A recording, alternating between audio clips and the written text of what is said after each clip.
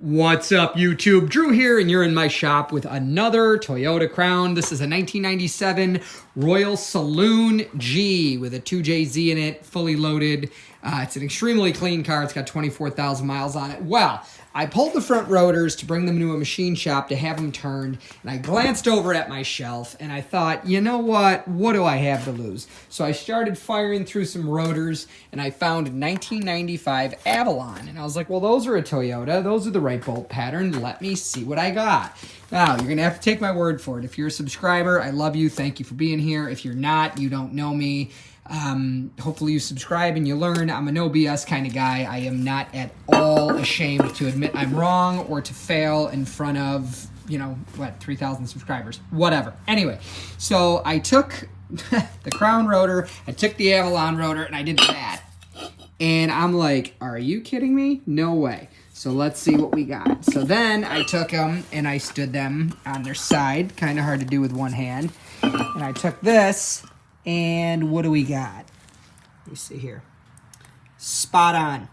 So what I did find, unfortunately, with this little guy here, is that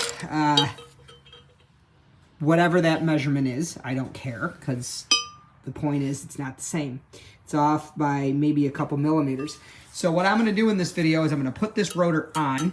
I think this is the second car. I bought these to try on a jzs150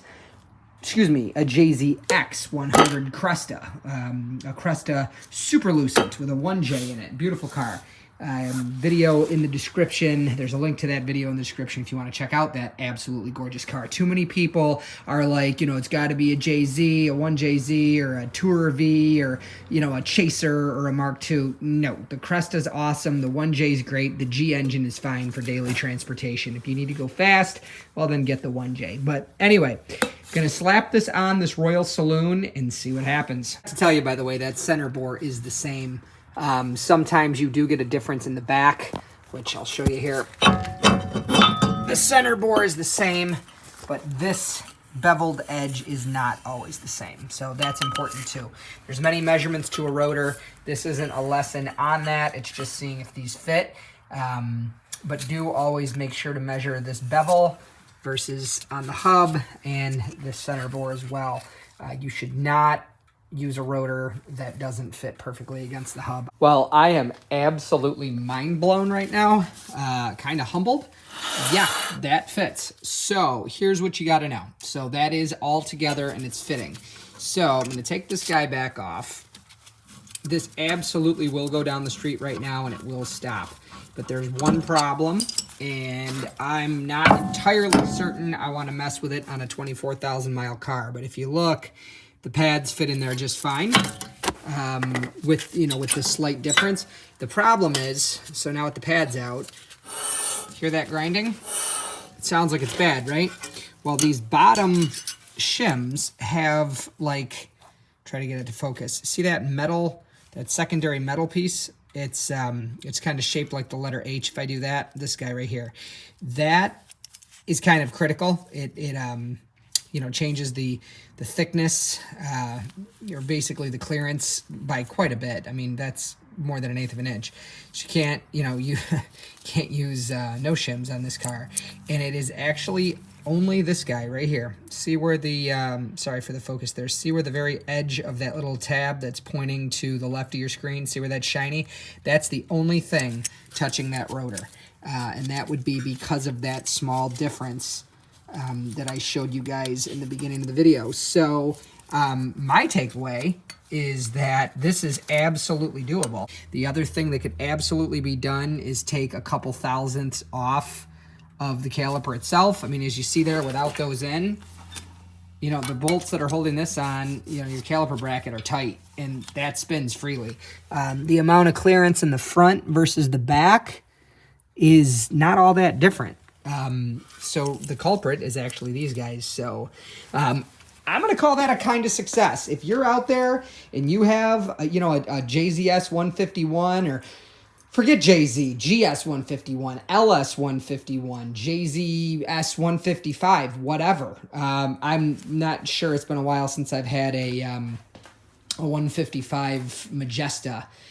So, you know, I believe that's all different altogether. But anyways, just a Royal Saloon, a Royal Extra, Royal Touring. If you have one, I mean, get yourself a set of 1995 Toyota Avalon rotors and have at it. I don't see why, with a little bit of modification of the shims, that this can't be a lifetime solution. As for pads, I do not have anything on my shelf that I think will fit, but if I happen upon something that works, I will absolutely post it here.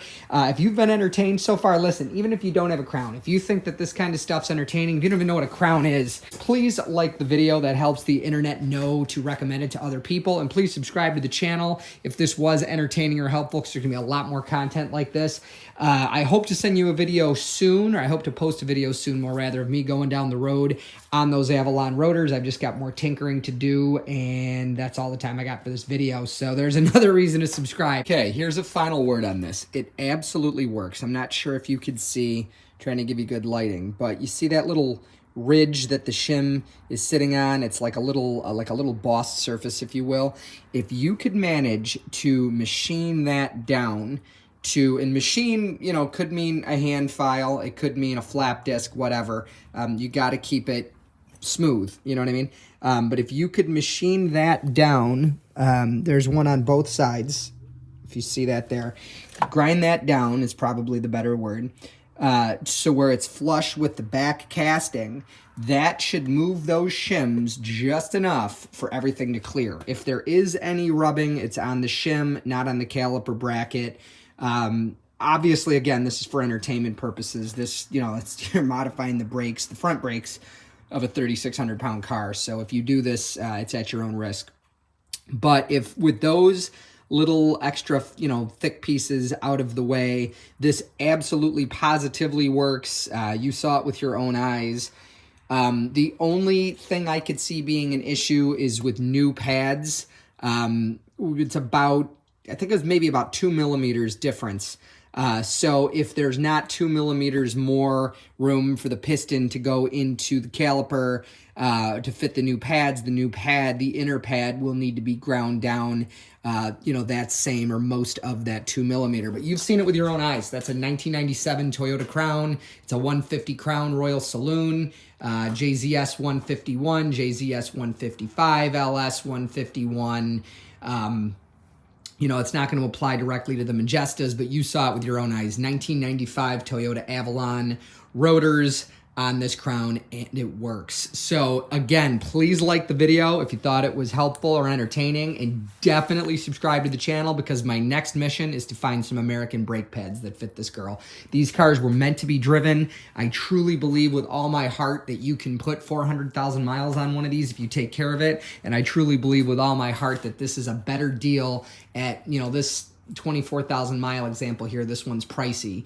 You know, you can have one of these cars well under 10 grand, and it's so much better of a buy than like a brand new Crown or a brand new Camry or whatever, right? So anyways, I'm Drew. Definitely subscribe, because you're going to see a lot more content like this, screwing around with JDM cars and making them more drivable. So hey guys, hang in there. I know sometimes it's tough to, you know, wait for parts and deal with all the cross-referencing, but if I could do it, you could do it. God bless. Bye.